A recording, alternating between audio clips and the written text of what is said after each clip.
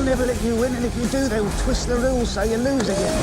He is a convict without a penny. I want him caught in that. Your obsession with controlling her. Protecting her.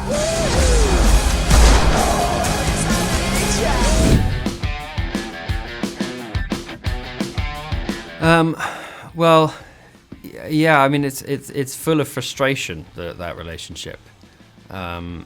They get to a point where they're exactly where they want to be in terms of he's somewhat of a free man, and they are both able to work in the field that they love, which is helping people, and they're working side by side as surgeons and helping the colony through disease and brainstorming ideas and about how to treat people, and dreaming of one day having our own place where we can set up our own surgery, and it's all looking very rosy and wonderful and perfect, but it's as always, things keep coming up that get in the way of that, and jealousy, insecurity, genuine threats as well, piling up from all over, and it accumulates at the end with, like you said, Dodger kind of deciding that this environment is probably better off without him, and makes a decision to leave and go elsewhere, which is what he did last time when he left England and joined the Navy, went on an adventure and learnt a new skill and ended up in Australia, and he attempts to do that again. But sadly, thankfully, he doesn't.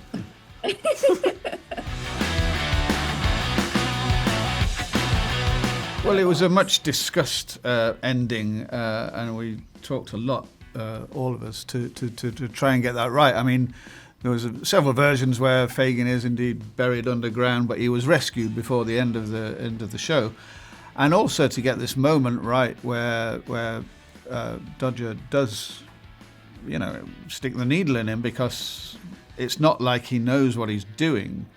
Fagin has come up with this idea that he must have some kind of potion, some medication that can make him look like he's dead, but this doesn't exist. It's not something that's like, oh yeah, we know how to do that, and he says that.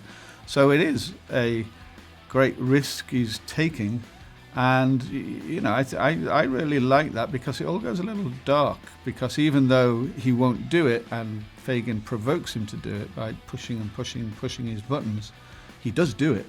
He does stick a needle in me and put God knows what into my arm, not knowing if that's going to kill him or not. So that's quite a thing to put into a kind of piece of light entertainment.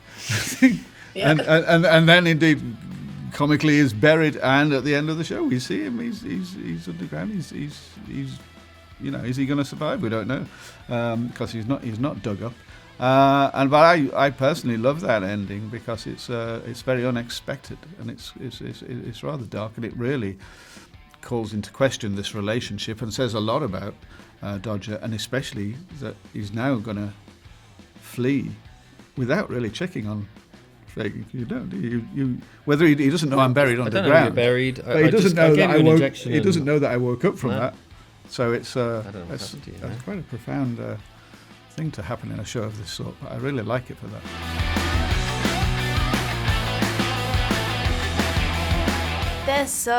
Their relationship is so dynamic, and they just come from such different worlds, and I think, you see that now more than ever in season 2.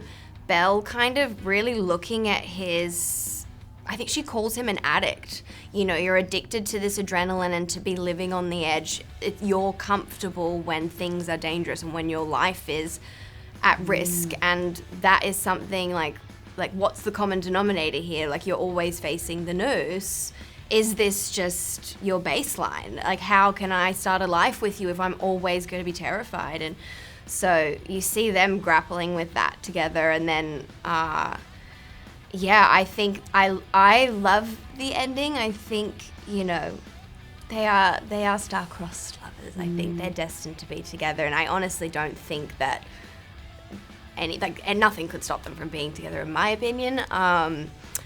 But you know, I think it definitely does open the doors for a season 3, which we would all love. And I think now that we've kind of cracked open the tension between the family and seen this new kind of life of kind of authenticity and respect and openness, but I would love to see that play out, and I would love to see like what it looks like for Belle and Jack to be living together and like trying to be domestic. Like I don't even know what that looks like.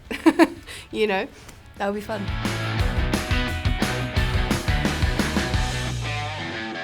I think that he is like a perfect suitor for Belle because he has a job. He has not run off and remarried anyone else. He's mourning for his first wife, so him being in black, there's something very loyal and beautiful about that. He's very handsome. And there's also a thing of sort of still waters run deep with him. The character just feels such a full-bodied character. That's probably why Lady Jane would, you know, like to be with him. No. But as a perfect suitor, I just think he's really unusual character. I really love his character, actually. Yeah, it's a really great introduction to the show. I think it's a good new energy, and I think the trope with a, you know, love triangle would be for, you know, the third person to the new introduction to be a real antagonist, and maybe, you know, he's so fragile and kind of like devastated, and you can't help but feel warmly towards him. And he's also a really good man. He's a really fair person. He's educated. He appreciates that about Belle.